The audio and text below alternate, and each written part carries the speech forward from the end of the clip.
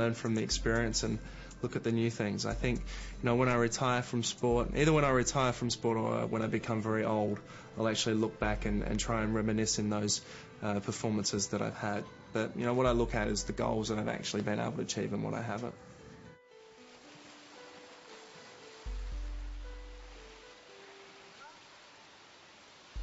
One of my goals, which is equally as important to my swimming goals, I want to learn how to surf at the moment. I want to be able to learn how to surf to the stage where when I'm out there trying to relax, people aren't actually giving me advice. And it's usually contradicting advice. So that's one of my goals. And most people go, well, that's fun. That's not as serious as what you do. But, for me, swimming's fun also.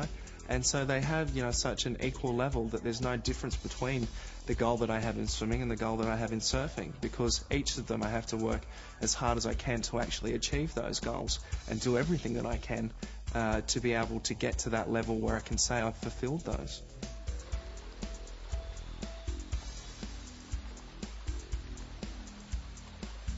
One of the very important things is being able to set goals and realise those goals, and the philosophy that you have in being success. It all flows over into life, into different things. It's not just for swimming or not just for sport.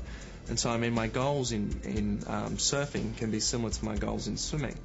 Some people might not see them as being such a high goal as what my swimming goals would be.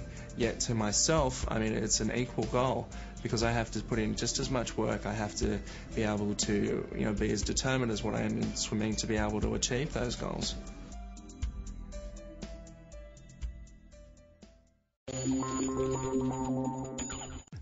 Well, for me, success is about being able to do something, for myself, if it's swimming, to be able to compete in a race, knowing that I've put all of my energy, all of my effort into that race.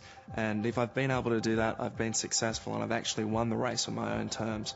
Because, if you've done everything in your preparation, everything, every turn, every stroke right in the preparation, then you get to race day and you do everything right, everything that you can possibly do to the best of your ability, you've won, you've been successful. Because you can't expect any more than that and you can't give any more than that. And so if you're able to achieve those things, you're always going to win every single race that you participate in. And when it comes to life, if you're able to fulfill every time you do something, do it to the best of your ability, you're going to be able to get the best out of yourself. And it mightn't necessarily be in the results that you receive, but through the experience, through the self-satisfaction that you gain from that.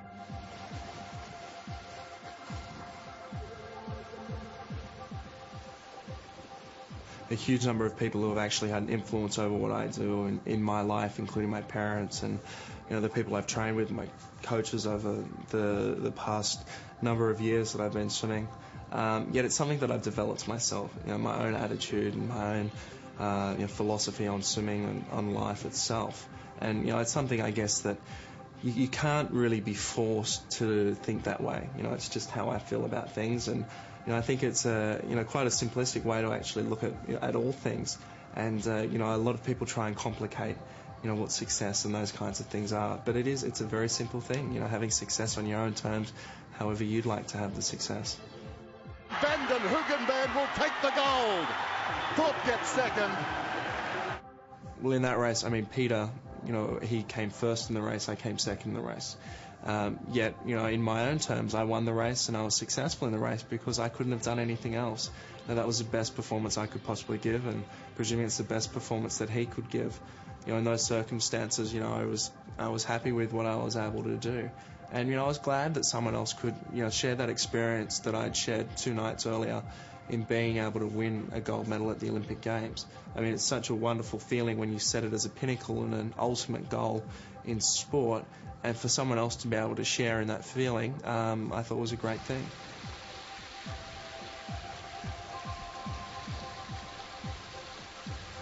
I look at achievement in what I do, and it's being able to set your own goals. To be able to have those goals established at a level where they're achievable, but you have to do everything right. You have to really dedicate yourself to be able to achieve those goals. And if you set those goals at that level, you're going to be constantly striving to reach them.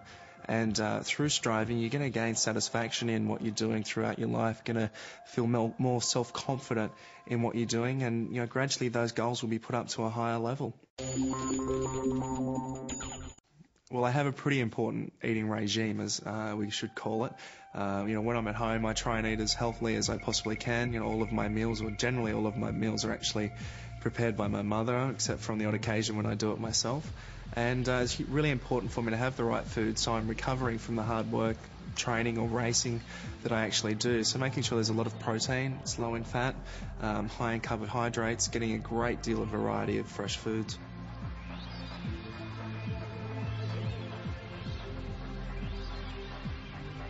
Well, I enjoy cooking. It's something that, I guess I've developed and learnt off my mother, and I've had to as well. When I'm away, it's a great skill to actually have, to be able to use it and to be able to produce something that you can actually enjoy, and then being able to share it with friends and family. It's a great joy of mine, and something that I should probably do a little bit more often. But while my mum's still there, she's doing a great job at it, so there's no need for me to worry.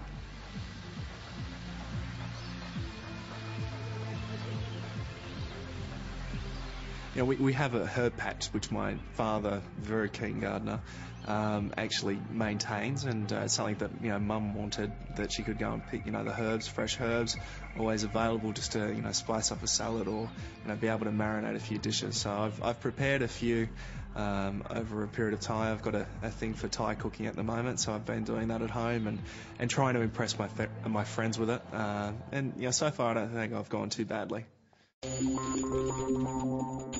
In the pool, Ian Thorpe's unstoppable, but these incredible victories have prompted comments his performance isn't natural, comments the young star flatly denies. I've never taken drugs, and I won't take drugs because it is purely cheating. The Torpedoes just scored 3 wins at the World Short Course Championships in England, where German coach Manfred Thiesmann accused him of cheating. I've never said at any time that a member of the Australian swimming team was tested positive. If you have outstanding performances, there will always be the impression of jealousy. It just brings up once again the need for blood testing in international competition, in swimming especially, to prove the innocent to be innocent. The 17-year-old is tested every few weeks. He was tested again today. The results won't be known till next week. The gold medalist maintains at least one other Olympic swimmer had an unfair advantage. I have absolutely no doubt that someone that competed this week was on drugs. Well, drug use in sport is one of the really unfortunate things that actually happens. It's something that, I guess the majority of athletes suffer because of the minority of athletes that actually cheat and abuse the system that they're actually involved in. And, the biggest regret that I have is that, people actually presume that most athletes are on drugs, especially kids that would generally look up to athletes. So that's a very disappointing thing in itself. And also, I guess, I don't feel like enough's being done within the sporting world to actually eradicate and get rid of the problem. So it really does have to be addressed as a huge issue in sport, so that sport actually maintains the credibility to continue to inspire young people throughout the world, which it's done in history. You go through experiences where I guess you've raced against people or competed against people that are taking drugs, and it's a very artificial way of achieving success, and it really isn't success in any way whatsoever, because it's really the pharmaceutical company that manufactured whatever you're having that's had the success. I've been accused of drugs. It happened to me when I was in Germany, and it's happened since then also. And you look at it, and for myself, it became the most flattering thing that anyone could ever say, simply because I knew that I was clean. In my heart, friends and family knew what I did and all the hard work that I put into it. And so if people presumed that the only way that I could have my success is through taking drugs, it's a very flattering thing for me. The program that I was involved in, the hard work that I did. Yet at the same time, it made me realise how important this issue is, and to get rid of this issue, because it's something where people question performances of athletes that are clean, and it's just not right. Yet at the same time, you can change that situation around. I was in the heat and in a very negative situation, yet when I went and competed, I wanted to get the best out of myself. I wanted to prove to myself that I could be successful in the most difficult and dire situations. And in that one, I was down on myself before I raced, yet was able to convince myself and get myself prepared and ready to be able to race at my best when I wasn't in such a good situation. Style for everyone is something that impacts on our lives without us really even knowing it each and every day. Something that I enjoy. It's allowed me to see a number of places throughout the world, even going to New York, which is one of the fashion capitals.